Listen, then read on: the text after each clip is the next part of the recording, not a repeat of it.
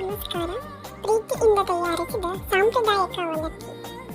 ಅವಲಕ್ಕಿ ಕರ್ನಾಟಕದ ಜನಪ್ರಿಯ ಮತ್ತು ಸಾಂಪ್ರದಾಯಿಕ ತಿಂಡಿ. ಅಕ್ಕಿಯನ್ನು ನೆನೆಸಿ, ಒತ್ತಿ ಮತ್ತು ಒಣಗಿಸುವ ಮೂಲಕ ಅವಲಕ್ಕಿಯನ್ನು ತಯಾರಿಸಲಾಗುತ್ತದೆ. ಅವಲಕ್ಕಿ ಕಲಿಸುವ ಮುಂಚೆ ಸಣ್ಣ ಉರಿಯಲ್ಲಿ ಅವಲಕ್ಕಿಯನ್ನು ಹುರಿದು ಕಲಿಸುವುದರಿಂದ ಅವಲಕ್ಕಿಯ ರುಚಿ ಹೆಚ್ಚಾಗುತ್ತದೆ. ಇದರಲ್ಲಿ ಕಾರ್ಬೋಹೈಡ್ರೇಟ್ ಮತ್ತು ನಾರಿನಾಂಶ ಹೆಚ್ಚಾಗಿರುತ್ತದೆ. ಇದನ್ನು ಸಾಮಾನ್ಯವಾಗಿ ಸಂಜೆಯ ಸಮಯದಲ್ಲಿ ಅಥವಾ ಉಪವಾಸವಿರುವ ಸಮಯದಲ್ಲಿ ಇದಕ್ಕೆ ಮುಖ್ಯವಾಗಿ ರುಚಿ ಹೆಚ್ಚಿಸುವುದೇ ನಾವು ತಯಾರಿಸುವ ಒಗ್ಗರಣೆ.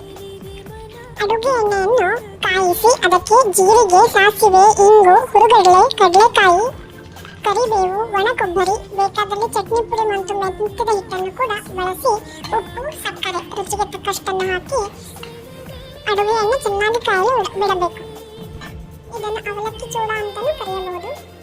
ಈ ರೀತಿ ಅವಲಕ್ಕಿ ಕಲಸಿ ನಾವು ಒನ್ ಡೇ ಟ್ರಿಪ್ ಅಥವಾ ಎಲ್ಲಾದರೂ ಹೊರಗಡೆ ಹೋದಾಗ ಇದನ್ನು ತೆಗೆದುಕೊಂಡು ಹೋಗಿ ನಮ್ಮ ಉಪಹಾರವಾಗಿಯೂ ಸೇವಿಸಬಹುದು. ಅಥವಾ ವಿಶೇಷವಾದ ಹಬ್ಬ ಹುಣ್ಣಿಮೆ ಸಂದರ್ಭದಲ್ಲಿ, ಪೂಜೆಯ ಸಂದರ್ಭದಲ್ಲಿ ಅಥವಾ ವಿವಿಧ ಸಮಾರಂಭಗಳಲ್ಲಿ ಅವಲಕ್ಕಿ ಚೂಡ ಇದನ್ನು ಬಳಸಿ ತಿನ್ನಬಹುದು.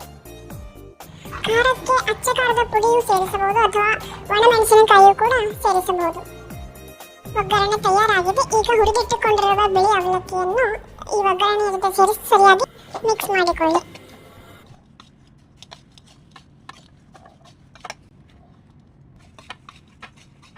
ನಮ್ಮ ಅವಲಕ್ಕಿ ಚೂಡ ರೆಡಿಯಾಯಿತು. ಹಾಲು ಮೊಸರು ಹಾಕಿಯೂ ತಿನ್ನಬಹುದು ಅಥವಾ ಸೌತೆಕಾಯಿ, ಟೊಮ್ಯಾಟೊ, ಸ್ವಲ್ಪ ಕೊತ್ತಂಬರಿ ಸೊಪ್ಪು ಹಾಗೂ ನಿಂಬೆಹಣ್ಣು ಹಾಕಿಯೂ ತಿನ್ನಬಹುದು.